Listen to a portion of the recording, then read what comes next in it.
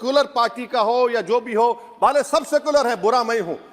किसी में हिम्मत नहीं है कि 6 दिसंबर की बात की जाए। और वो तारीखी दिन इसलिए भी है सर, इंसाफ करने वालों में एक एनसीएलटी के चेयरमैन, एक गवर्नर और एक नामजदशुदा रुकने पार्लियामेंट बैठे हुए थे।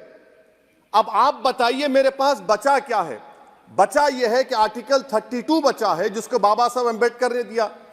आज मुल्क के 17 करोड़ मुसलमान भारत के वजीर आजम पर एतमाद भरोसा नहीं करते, बिल्कुल नहीं करते, बता रहा हूं, खुल के कह रहा हूं। अगर आप आर्टिकल 32 का ड्यू प्रोसेस ही खत्म कर देंगे तो फिर मेरे पास क्या बचेगा सर? क्या बचेगा? मैं तो यहां खड़े होकर वो सुप्रीम कोर्ट के मायानाज बेबाक वकील दुष्यंत दवे की तरह तो नहीं कह सकता। मुझे आज भी रूल ऑफ लॉ में भरोसा है, मुझे आज भी कानून पर, संविधान पर भरोसा है, मगर ड्यू प्रोसेस तो फॉलो होना चाहिए। ड्यू प्रोसेस फॉलो नहीं हो रहा। एक तारीखी दिन 22 जनवरी था, एक तारीखी दिन 31 जनवरी था।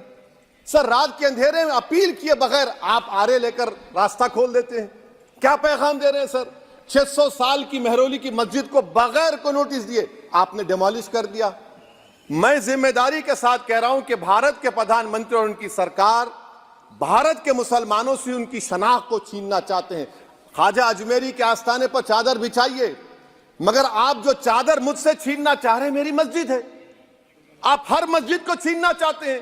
आप बताइए 17 करोड़ मुसलमानों को क्या पैगाम दे रहे हैं आप कि आप हर मस्जिद को छीन लेंगे मुझसे?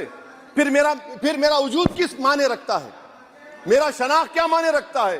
रूल ऑफ लॉ क्या माने? अच्छा, 1991 के प्लेसेस ऑफ वर्शिप एक्ट पर क्यों नहीं बोलते आप लोग? आप उस पर कायम है नहीं है।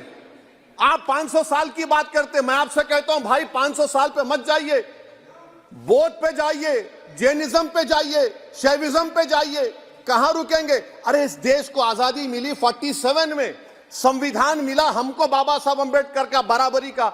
उससे पहले तो राजा रजवाड़े थे, जमहूरियत नहीं थी, लोकतंत्र नहीं था, मगर आप उसको उस बारे में लेके जाते। अरे 500 साल आगे क्या होगा बताइए?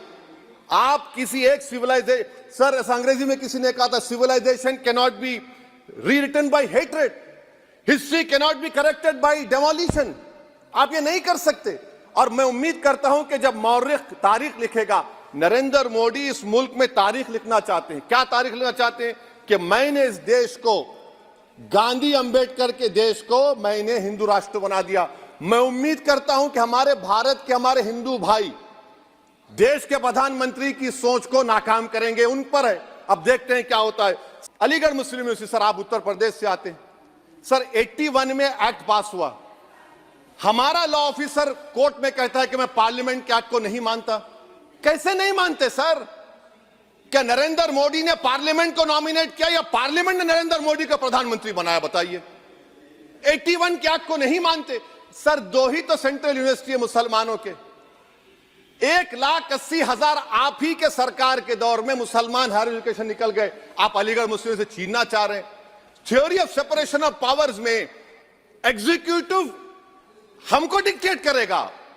मेरी आवाज तो पार्लियामेंट है, अब मेरी आवाज के खिलाफ एग्जीक्यूटिव सुप्रीम कोर्ट में बोलता है।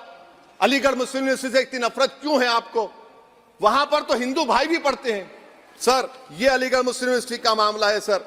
तो मैं आपसे इस बात पर, इस शेर पर अपनी बात को खत्म कर रहा हूं सर। आप भी उर्दूदा हैं जी। मसीहाओं को जब भी आवाज दी है, अहमद फराज का शेर है जी जी, मसीहाओं को जब भी आवाज दी है, पलट कर आ गए हर बार कातिल। मसीहाओं को जब भी आवाज दी है, पलट कर आ गए हर बार कातिल। वहां क्या दाद खाही क्या गवाही, वहां क्या दाद खाही क्या गवाही, जहां हो मुंसिफों के यार कातिल। सर, मैं फिर से हुकूमत से मुतालबा करता हूं कि अल्पसंख्यक समाज के बजट के स्कॉलरशिप को आप डिमांड ड्रिवन करिए। भारत के प्रधानमंत्री, प्रधान सेवक रहिए। आप कोई प्रीस किंग मत बन जाइए। आप जीतेंगे, कौन जीतेंगे देश तय करेगा। इसीलिए सर, मैं उम्मीद करता हूं कि हमारे सेकुलरिज्म जो है, वो मैं पॉलिटिकल सेकुलरिज्म कभी नहीं माना। जो सेकुलरिज्म संविधान में लिखा गया उसकी हिफाजत करेंगे। मुल्क अहम है, वरना याद रखिए, आप चुनाव जीते या हारे, मगर अगर आप 17 करोड़ एक जनता को आप गैर यकीनी कैफियत पैदा कर देंगे, ये देश के हित में नहीं होगा। बल्कि हम तो उम्मीद कर रहे हैं कि ड्यू प्रोसेस अदालत फॉलो करेगी। अदालत अगर एक तरफा फैसले करेगी तो गलत होगा सर।